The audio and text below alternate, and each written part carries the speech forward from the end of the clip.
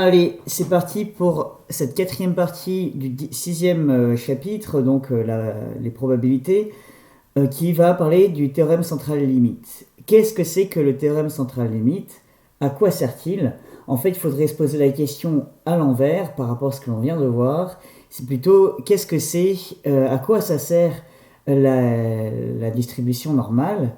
La loi normale de distribution, en fait, elle est très utile dans le cas, elle est très utile parce que le théorème central limite qui dit à peu près que une variable aléatoire est qui est définie comme la moyenne d'un très grand nombre de variables indépendantes et identiquement distribuées, un très grand nombre de variables aléatoires indépendantes et identiquement distribuées, s'approche elle-même d'une distribution normale.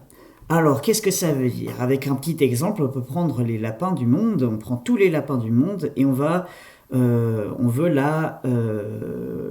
créer cette nouvelle variable aléatoire qui est la taille moyenne de tous les lapins du monde. Chacun des lapins est une variable aléatoire indépendante de tous les autres lapins et identiquement distribuée. Et du coup, la taille moyenne de tous les lapins du monde va s'approcher d'une loi d'une distribution normale, parce qu'il y aura peut-être peu de gros lapins, par contre il y aura beaucoup plus de lapins d'une taille qui seront plutôt dans la moyenne. En tout cas, c'est quelque chose qui se vérifie. La somme de variables aléatoires indépendantes et identiquement distribuées va se rapprocher, la moyenne de la somme de ces variables aléatoires va se rapprocher de la moyenne. Et en tout cas, celle-ci, ces valeurs sont distribuées de manière normale, donc avec cette forme en cloche. Et c'est pareil, ça se vérifie aussi lors de vos examens. Souvent, il y a un petit peu de très mauvais, un petit peu de très bon, et beaucoup qui sont dans la moyenne. Chacun d'entre nous, on a une variable aléatoire, la moyenne de la classe est normalement distribuée. C'est peut-être pour ça qu'on l'a appelée la distribution normale, parce qu'elle ressemble beaucoup à la vraie vie, et pas l'inverse. C'est pas nous-mêmes qui ressemblons à une distribution normale. Hein. Il faut bien prendre le problème dans le bon sens. Si on va plus en détail, l'un des grands avantages de la distribution normale, c'est le théorème central limite, c'est ce que je vous ai dit. Une variable aléatoire définie comme la moyenne d'un grand nombre de variables aléatoires indépendantes et identiquement distribuées est elle-même normalement distribuée. De manière mathématique, si n est assez gros, si le nombre d'exemples que l'on a dans notre population est gros et que les variables xi sont normalement distribuées, indépendantes et identiquement distribuées, c'est une petite erreur, alors la somme de toutes ces variables, la moyenne de toutes ces variables est normalement distribuée aussi. Et voilà, on va passer du coup au petit cas pratique. On va le faire par exemple, là je l'ai retiré parce que je l'avais fait avant. On va prendre un exemple assez simple. Voilà. Ok, hop, voilà, on vire tout. Le théorème central limite, c'est des variables aléatoires qui représentent le surpoids des espèces de lapins. On va reprendre notre cas, ou le poids en tout cas. Le surpoids des espèces de lapins suit une loi binomiale avec deux paramètres n et p. Soit on est en surpoids, soit on ne l'est pas. C'est pour ça que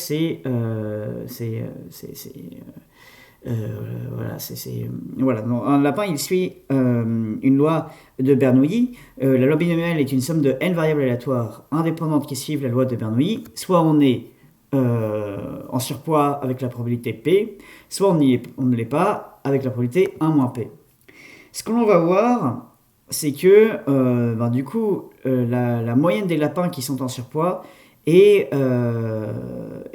identiquement normalement distribuée.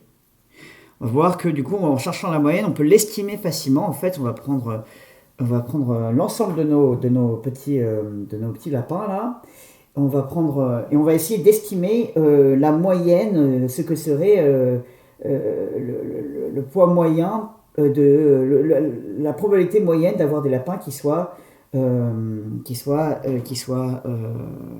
surpoids. Donc en fait, on va estimer P, c'est ça ce qui est intéressant, parce qu'après on peut l'appliquer dans plein d'autres domaines. Donc la première des choses déjà, c'est de savoir ce que c'est une expérience de Bernoulli, ce qu'on dit en anglais, on l'appelle Bernoulli trial. Hop. Et ça prend un seul paramètre, c'est P. Voilà, c'est la probabilité de réussir, enfin de valider l'hypothèse. On retourne 1.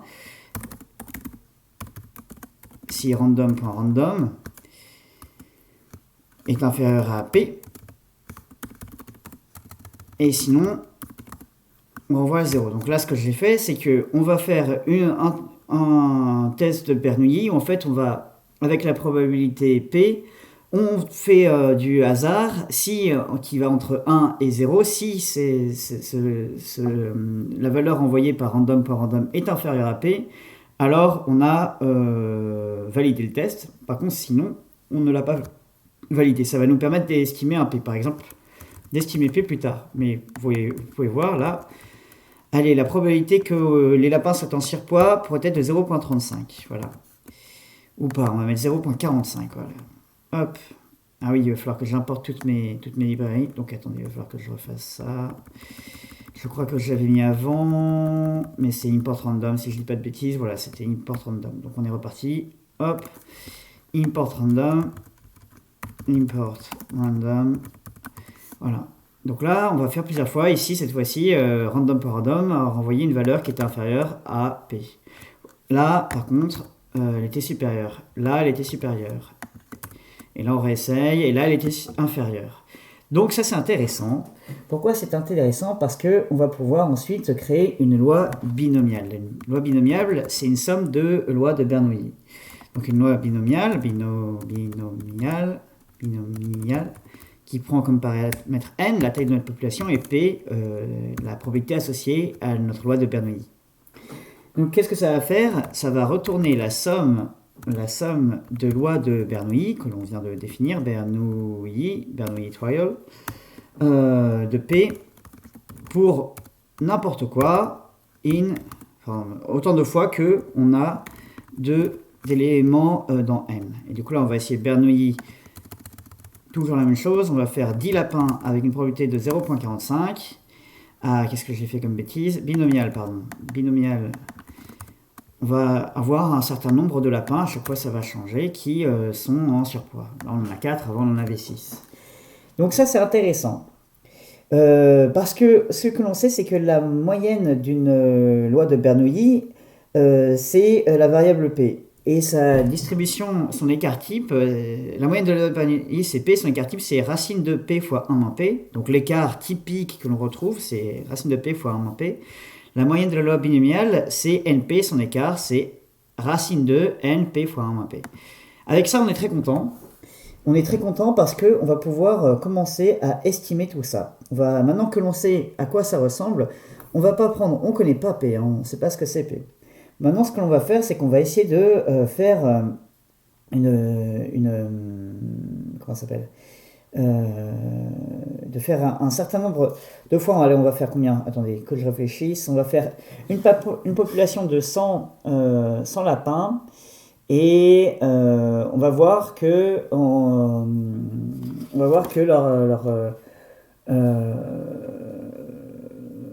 oui, voilà, on va essayer de deviner leur comment ça s'appelle, la probabilité qu'ils soient en surpoids. Alors pour cela, vous allez voir, je vais commencer par tricher.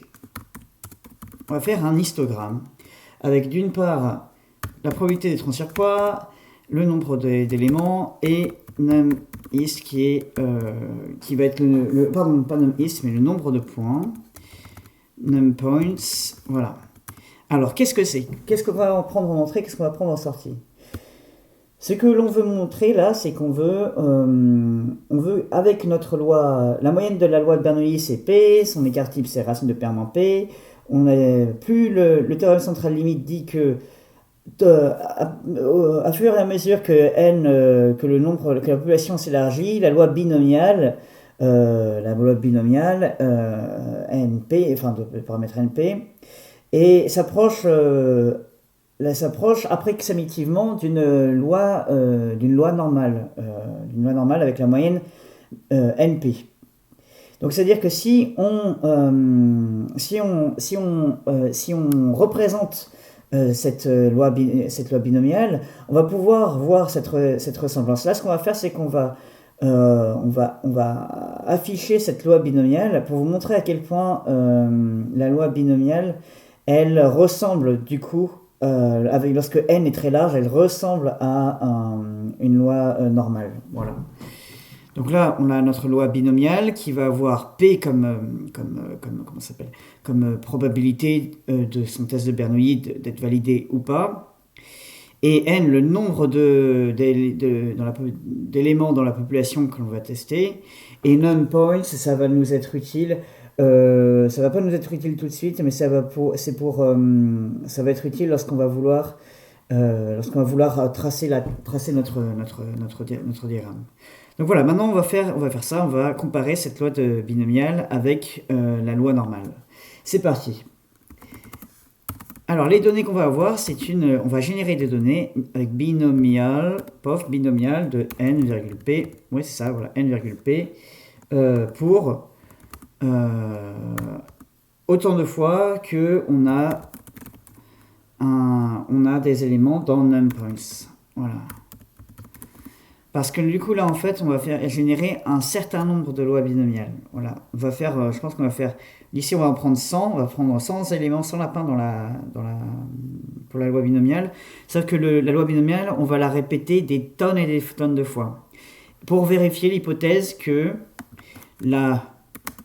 on veut vérifier l'hypothèse que la moyenne de la loi de binomial qui est une somme de variables aléatoires, indépendantes et identiquement distribuées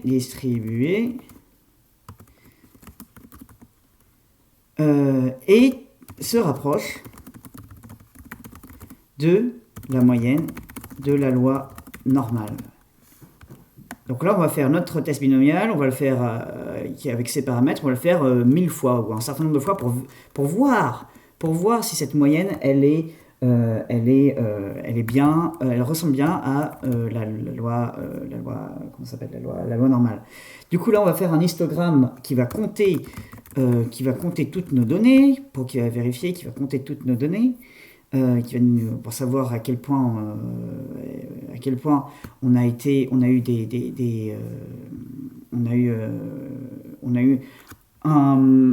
eu tel nombre de lapins en surpoids ou tel autre nombre de lapins en surpoids, et vous allez voir que ça suit bien une loi normale. Donc maintenant, on affiche notre histogramme. Vous avez vu, hein, c'est juste pour vous rappeler, ici, avec la binomiale de 10, avec 0,45% de chance d'être en surpoids, on avait, premier truc, c'était un 4. Ensuite, on avait eu un 6, là on a un 5, et bien ça, on va le garder là-dedans et on va faire un compteur. Du nombre de fois où on a eu 3, 4, 5, 6. Là, comme on aura 100, voilà, on va voir, il y en aura peu qui auront entre 0 et 15, je ne sais pas, et peu qui auront entre 75 et 100. 85 et 100, pardon, et un peu plus qui seront au milieu. Et ça, on va le montrer. Donc là, on va mettre notre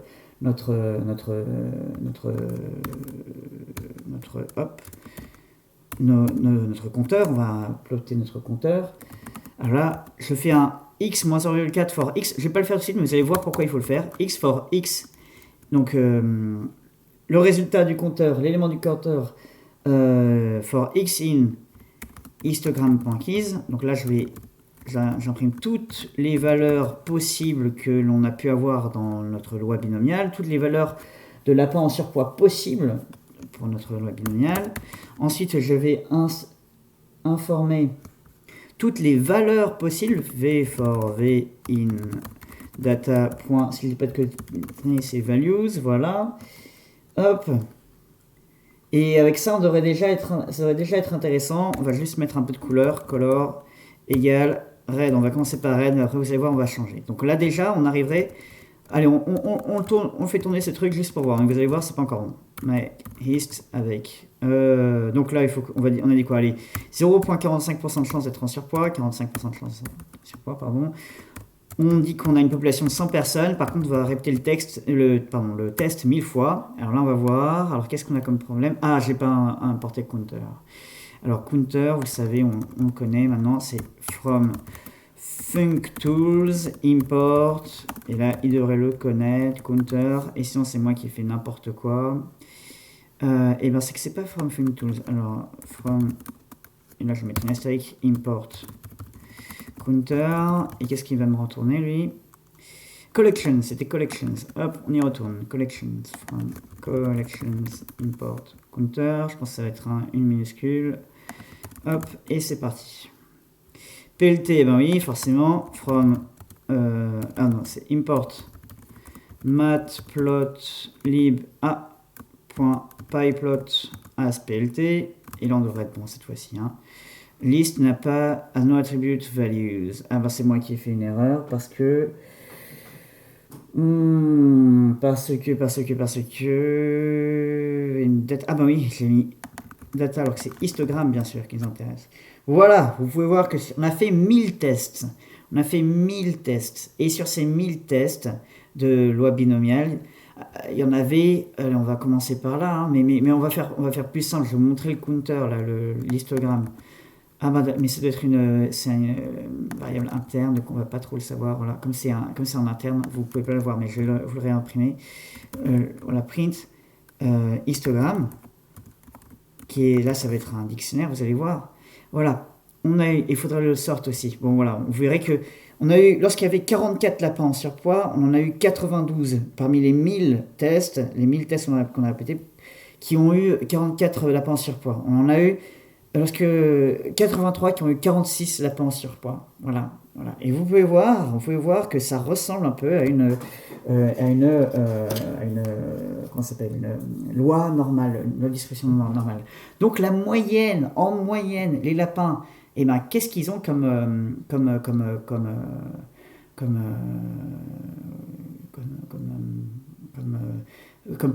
probabilité d'être en surpoids? Et on peut voir que ça tombe à peu près à ce dont on pouvait s'attendre, en tout cas que la moyenne de la loi, de la moyenne des lapins qui sont en surpoids parmi toutes les espèces, et suit une loi de distribution normale. Voilà. Et là, on peut dire qu'en fait, ça va tourner autour de 45, ce qui est assez normal. Parce que en fait, c'est quand on y réfléchit bien, les données qu'on génère, elles-mêmes, elles ont une moyenne de 45. Elles ont une probabilité de 0,45 d'être en surpoids. Chaque lapin, il a une probabilité d'être 0,45 d'être en surpoids. Donc si on essaie d'estimer, on ne connaît pas finalement, imaginez qu'on ne connaisse pas cette loi binomiale. Là, on a f fonction, ou même comment ça s'appelle, test clinique sur population de lapins. Et là, à chaque fois, c'est une fonction en fait où en fait on appelle cette fonction, elle appelle 100, elle appelle n nombre de cliniques. Et on retire P là, n nombre de cliniques qui vont renvoyer les résultats de qui était en surpoids parmi les lapins qu'on leur a filés sur les 1000 fois, sur les 1000 jours où on a testé ce poids. Là, vous voyez, finalement, si on ne le savait pas, ça, c'est pas grave. Grâce à ça, si on ne connaissait pas la fonction qui est générée, c'est pas grave. Grâce à cette en plotant l'histogramme, étant donné que les variables sont si les variables données sont indépendantes et identiquement distribuées, alors on peut dire que on va pouvoir trouver la moyenne de cette population, car elle suit une distribution normale. Et voilà à quoi ça sert du coup le théorème central limite. Donc la morale de cette thèse, c'est que, de cette approximation, c'est que si vous voulez savoir la probabilité que un élément, donc là un lapin, soit en surpoids, vous pouvez l'estimer à partir de la loi normale. Et par exemple, si vous voulez savoir la probabilité qu'un lapin soit en surpoids, que cette probabilité soit de 60%, et bien vous pouvez l'estimer à partir de la loi normale une loi normale en testant si la loi normale avec les paramètres n, votre nombre de lapins, et p, la probabilité associée, et soit supérieure à 60. Vous cherchez à savoir du coup cette probabilité que en fait il y ait des lapins qui soient plus en surpoids que la moyenne. Et grâce à la loi normale, vous pouvez le trouver. Et c'est facile grâce à la loi binomiale. Voilà. Et voilà. Et donc on en a fini pour cette dernière partie du chapitre sur les probabilités. Et maintenant, on va pouvoir passer à utiliser plus directement ces connaissances. Je vous remercie.